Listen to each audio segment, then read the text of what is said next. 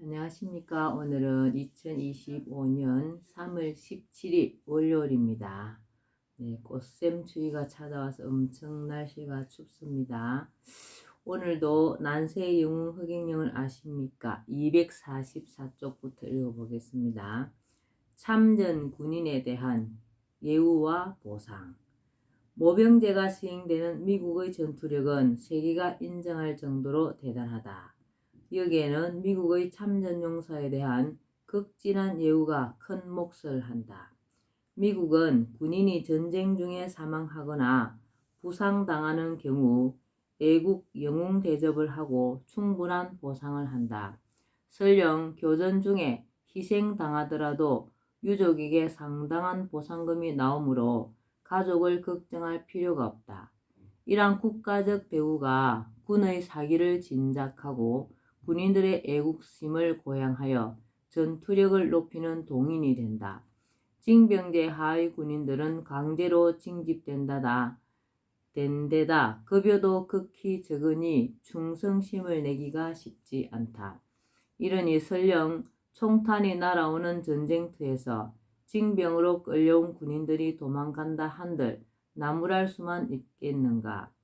모병제를 하면서 미국과 마찬가지로 전쟁 중에 사망하거나 부상당한 경우 국가가 애국 영웅으로 예우하고 충분한 보상을 하여 군의 사기를 진작시키고 장병들의 애국심을 고양해야 한다.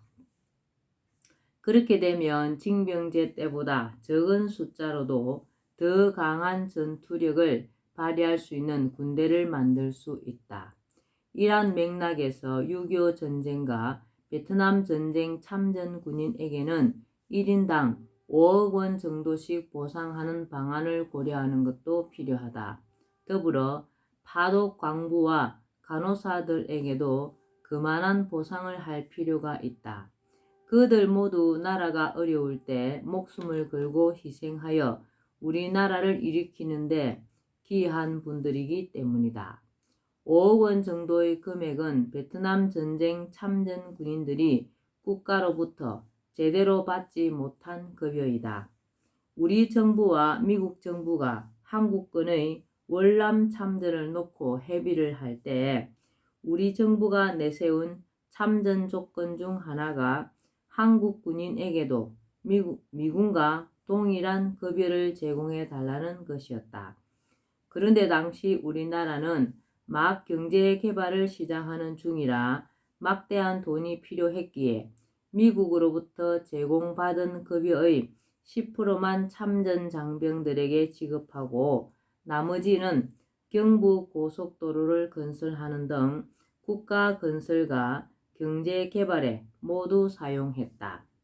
어찌 보면 우리나라가 이렇게 비약적으로 발견한 것은 베트남 전쟁 참전 군인의 핏값이 큰 몫을 했다고 할 수 있다.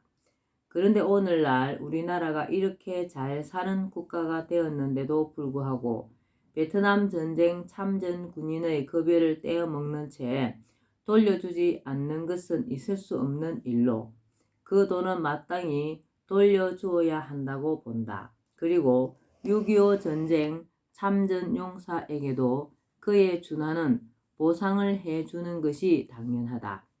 그리고 별도로 정기적으로 일정 금액을 고귀한 헌신에 대한 답례로 지급해야 한다고 본다. 참전 군인이 이미 사망했을 경우에는 가족에게 그 돈을 주면 될 것이다. 한편 모병제를 실시하면 징병제 하에서 국가에 봉사한 군인들에게 그들의 군복무 기간 동안의 국가에 대한 헌신에 대해 일정 정도씩 보상을 해주는 것도 검토할 필요가 있다. 다만 국가 예산을 고려해 제대한 지 10년 된 사람까지는 현금으로 지급하고 11년 이상 된 사람은 일정 기간이 지난 후 받을 수 있는 채권으로 지급하면 예산 조달에도 무리가 없을 것으로 본다. 이것은 국가로서 당연히 해야 할 일이라고 생각한다. 인생의 중요한 시기에 3년 6개월에서 2년 정도에 이르는 시간을 국가와 국민을 위해 헌신한 국민에게 아무런 보상 없이 입을 싹 닫고 있는 것은 국가의 도리가 아니기 때문이다. 최저임금 기준을 생각해서도 월 단돈 몇만 원에서 몇십만 원을 지급한 것은 국가가 장병들의 노동력을 착취한 것이나 다름없다고 생각한다. 참전용사를 비롯하여 애국자에 대해 국가가 충분한 예우와 보상을 해주는 것은 현재 장병들의 애국심과 사기를 더 높이는 일이 되며 군인이라는 직업을 기피하지 않고 자원하는 동인이 된다. 자연스럽게 국민들도 애국하는 마음과 태도를 갖도록 할 수 있고 궁극적으로 국방력이 튼튼해지는 결과로 귀결될 것은 말할 나위도 없다. 모병의 대상도 젊은 청년층에 한정하지 않고 지원자는 특별한 결격 사유가 있지 않는 한 누구든지 일단 받아들이는 것이 좋다고 생각한다. 국방을 젊은 청년들만의 의무라고 여겨오던 사고방식을 바꾸어 누구든 지원하면 맡을 수 있도록 해야 한다고 본다. 이것은 실업 문제 해결에도 기여할 것으로 기대된다. 군인들의 휴가 기간도 늘려서 재충전의 시간을 갖도록 하여 군인들도 보다 인간답게 살 수 있는 여건을 마련해 줄 필요가 있다. 모병 군인은 하나의 직업이기 때문에 그 직업을 가진 상태에서도 질 높은 삶을 살 수 있어야 하고 국가는 그것을 보장해야 한다. 제6장 미래로 가는 길목에서 우리는 지금 선택의 기로에 서 있다. 한강의 기적에 이어 다시금 우리나라가 비약적인 발전을 이루며 세계인이 부러워하는 초인류 국가로 발돋움할 것인가? 총체적 난제들을 해결하지 못하고 존재조차 희미해지는 나라로 전락하고 말 것인가? 후손들의 미래는 오늘을 살아가는 우리 손에 달려 있다. 지역개발 그만하고 가정경제 살려야. 세계 최고의 지하철. 세계에서 우리나라처럼 지하철이 잘 된 나라는 없다. 에스컬레이터와 무빙 우이크, 엘리베이터 그리고 깨끗한 공중 화장실, 미니 독서 공간 등 갖추지 않은 것이 없다. 도시든 농촌이든 도로도 잘 조성되어 있고 곳곳에 꾸민 공원도 아름답다. 인공호수와 분수까지 갖춘 멋진 호수공원도 있다. 도시마다 대형 도서관과 시청이나 구청 이름을 딴 예술회관이나 문화관도 있다. 지자체마다 청사들은 멋진 위용을 자랑한다. 그러나 나는 마냥 기분이 좋지만은 않다. 아니, 씁쓸한 마음을 금할 수 없다. 예산 낭비와 누수가 생각나서는 나스만은 아니다. 편리하고 화려하며 위용을 자랑하는 온갖 공공시설과는 달리 우리 국민 개개인의 삶은 각박하고 고달프기 그지없기 때문이다. 젊은이부터 노년층까지 안정된 삶을 사는 국민은 그리 많지 않다. 먹고 사는 것부터 녹록지 않고 인생의 중대사를 포기하고 사는 국민이 엄청나다. 젊은이들은 바늘 구멍만 한 지연문을 통과하기 위해 한 평 고시방에 들어가 몇 년이고 제대로 먹지도 못하고 쪽잠을 자며 생활한다. 장년들은 아파트 한 칸 마련하는 데 진 빚 갚으랴, 아이들 학원 보내고 가외시키랴, 노후 준비하랴, 부부가 맞벌이를 하여도 생활에 여유가 없다. 노년층은 자식들을 키우느라 돈과 시간을 다 쓰고 이제 남은 것은 아픈 몸뿐이다. 자식들은 자신들 살기도 힘드니 부모를 부양할 여력이 없다. 병든 노인들은 요양원밖에 갈 곳이 없다. 국가의 경제 규모가 세계 10위라느니 1인당 GNP가 3만 불이 넘었다느니 하지만 대다수 국민에게는 먼 나라 이야기처럼 들릴 뿐이다. 이제 가정 경제를 살려야. 가정은 사회라는 큰 집의 한 장 한 장 벽돌과 같아. 벽돌 한 장 한 장이 단단하고 서로 잘 결합되어 있어야 할 집 전체가 튼튼하다. 그런데 지금 우리 사회는 소수의 금강석처럼 단단하고 화려한 벽돌과 시멘트가 덜 들어가 부실하기 짝이 없는 다수의 벽돌이 엉성하게 쌓여 있고 겉모양만 요란하게 치장한 집과 같다.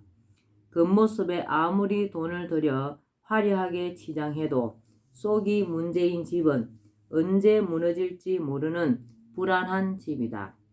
그럼에도 정치인들은 선거 때만 되면 그 치장을 더해서 더 멋있게 보이도록 하여 집값이 더 나가게 해주겠다고 국민을 현혹한다. 지역개발은 이제 그만해도 충분하다. 세계 최고의 지하철, 사방팔방 연결된 도로, 호수가 있는 멋진 공원, 대형 도서관과 문화관, 호텔급 공중 화장실, 그 이상 무엇을 더 하겠다는 말인가? 국가재산 따오기, 지역 사업 발굴은 당장 중단되어야 한다. 그 대신 남아도는 예산으로 부서지기 일보 직전인 벽돌 한 장 한 장에 신경을 써야 한다. 국민의 생활고를 해결해 주어야 한다. 당장 취업이 안 되어도 젊은이들이 생활은 되도록 해주고 누구든 마음만 먹으면 쉽게 결혼하여 자녀를 낳고 건실한 가정을 꾸려갈 수 있도록 해 주어야 한다. 열심히 일하는 장년들이 어느 정도는 여유 있는 삶이 가능하게 해 주어야 한다. 빚걱정 없고 사교육비 부담으로 허리가 휘청이지 않도록 국가가 나서 주어야 한다. 우리나라 경제를 발전시킨 주역인 노년 세대가 노후를 걱정 없이 편하게 보낼 수 있도록 국가가 관심을 보이고 노후 생계 문제를 해결해 주어야 한다. 지역개발 대신 개인과 가정경제를 살려야 한다. 기본소득제와 국민배당금제.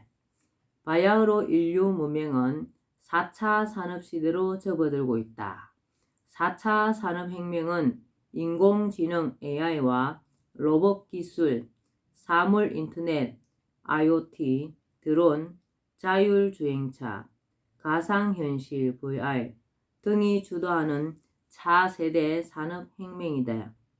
미래학자들은 이러한 인공지능과 디지털 시스템이 산업이나 일상생활에서 인간의 노동을 대신함으로써 장차 수많은 일자리가 사라질 것으로 내다보고 있다. 그래서 일자리를 잃고 실업 상태에 놓일 사람들이 엄청날 것으로 예측하고 있다. 이에 대한 대책으로 현재 기본소득제에 대한 논의가 세계적으로 일어나고 있으며 우리나라도 예외는 아니다. 특히 코로나19의 장기화로 국민의 생계가 위협받는 상황이 되면서 기본소득제 논의가 여권 일각을 중심으로 급물살을 타고 있다. 최근에는 기본소득당이라는 정당까지도 생겼다. 나는 물론 4차 산업시대가 되어도 어느 정도는 대체할 일자리가 생기므로 일자리에 대해서는 그렇게 크게 걱정할 필요는 없다고 보지만 기본소득제를 논하고 있는 것에 대해서는 한마디 하고 싶다. 우선 학자나 정치인들은 지금 기본소득제를 논하면서 기본소득제의 기원을 서구에서 찾는데 이것은 정직한 태도가 아니라고 본다. 적어도 우리나라에서만큼은 내 방안의 영향이 없을 수 없다. 내가 이미 30여년 전에 일정 나이 이상의 국민에게 매월 생활이 가능할 정도의 돈을 지급하는 방안을 비롯하여 1단의 방안들을 제시한 이래 그것들을 지속적으로 강조해왔고 선거철이 되면 여야 정당의 선거 램프에서 내 방안들을 연구하고 유사 방안을 만들어 왔던 것을 알만한 사람은 다 알고 있다.